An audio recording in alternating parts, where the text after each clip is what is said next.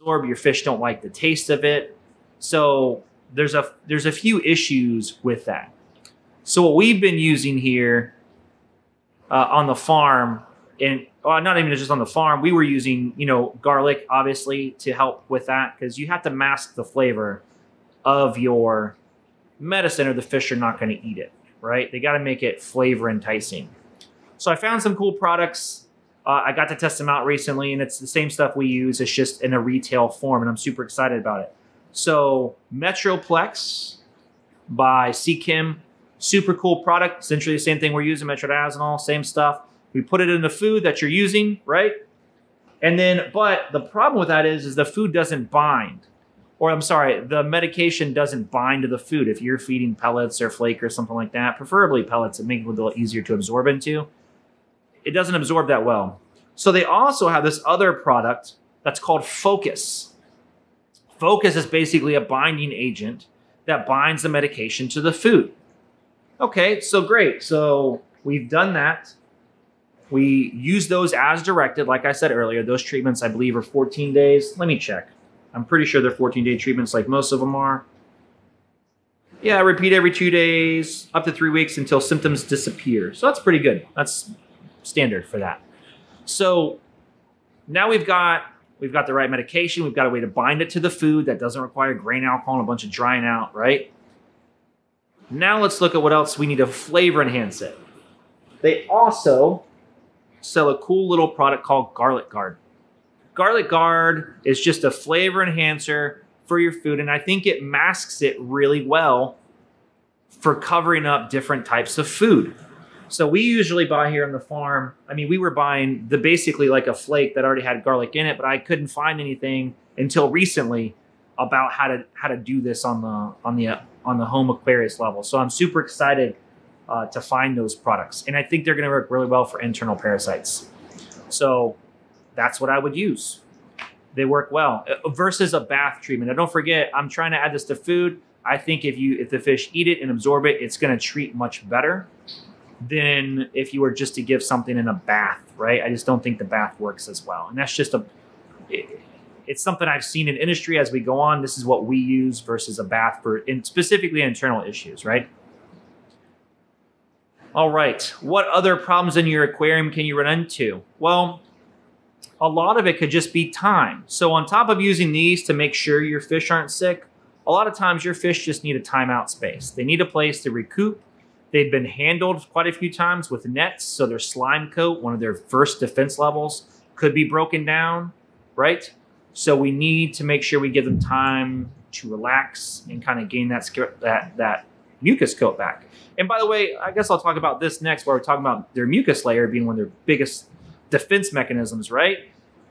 When they're handled, their mucus can be taken off by the nets and stuff like that. So we need to add it back. So is there anything we can do to add that back? And I would say yes. So we here, and this is a good remedy across the board for a lot of things, is just aquarium salt. Aquarium salt is one of the easiest things you can add to your tank to help aid the fish in just mild recovery. So what do I mean by that?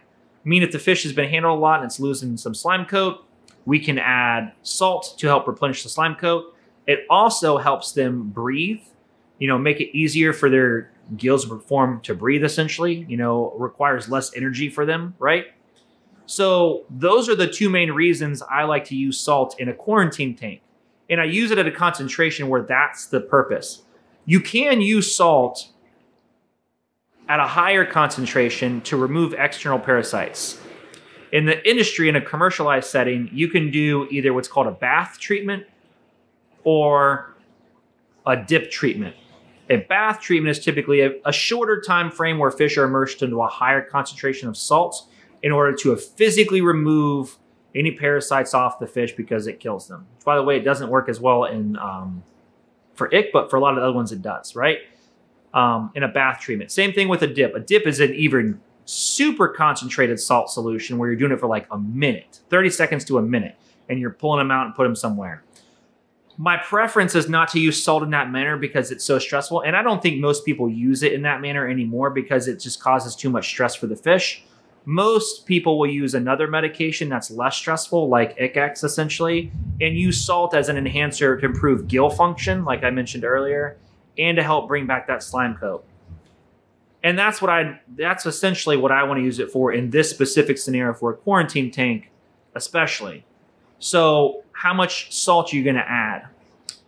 Essentially, I'm saying this a lot today. I would use 2 tablespoons of salt per 10 gallons of water. If you're super nerdy like me and you want to know what that equals out to be, essentially, God, I got to stop saying that word. If you want to know how much that is and be super nerdy about numbers, it ends up being about 1 part to 2 parts per 1,000, depending on what kind of salt you're using, because it's a little bit different when you're weighing it out, or 36 to, I think I did a couple different measurements, 36 to 43 grams of salt. So it ends up being a little over 1 gram per liter when you're done figuring everything out, okay? All right, so now we've talked about treating external parasites. We've talked about treating internal parasites. And by the way, what about all the other issues? We'll talk about fungal issues. Well, if you're worried about fungal issues from a quarantine standpoint, I don't think is necessary. One, most of the stuff I listed today are going to take care of a lot of your fungal issues already. It's already got those kind of properties that deal with that. So that's great. And then 2, I'm not as concerned with fungal issues when using it for a quarantine tank, because fungal issues for the most part are very secondary infections. And to not get too technical in this video, because I try to keep it pretty simple, when fish are sick, fish typically get sick, they have a primary infection, and once they get infected too much, other things will start coming up because they just have a weakened immune system. It's like letting the floodgates in, right? That's what a secondary infection is. And most fungal infections are secondary for the most part. So I'm not as concerned with that. If the fish look healthy and you're treating them correctly, I'm not as concerned with that. Plus, we got stuff in our ICX like malachite green that also deals with fungal issues. So also something that I'm not as concerned. All right, so we've talked about all of that. And by the way, to kind of close this out, give you some other ideas. This is just, my goal for this was just to give you an idea. Yes, this is a little bit of a setup. It's going to cost you some money. But if you're going to start adding a lot more tanks and a lot more fish and a few other things, if you lose all those fish, what is that going to cost you? Probably more than a setup for what I'm offering here today is some ideas. So of what could happen to your aquarium. So I'm just trying to keep it simple, keep it stress-free, and keep it fun. So what do you do? Do you have a quarantine tank? I'd like to know. I'd love if you left me a comment. Tell me what you do. If you have a quarantine process, you have questions about more quarantining tanks, what to use, what not to use, leave me a comment in the video. If this is on my podcast, leave a comment, leave me a like, send me an email. I got all my contact information in the show notes.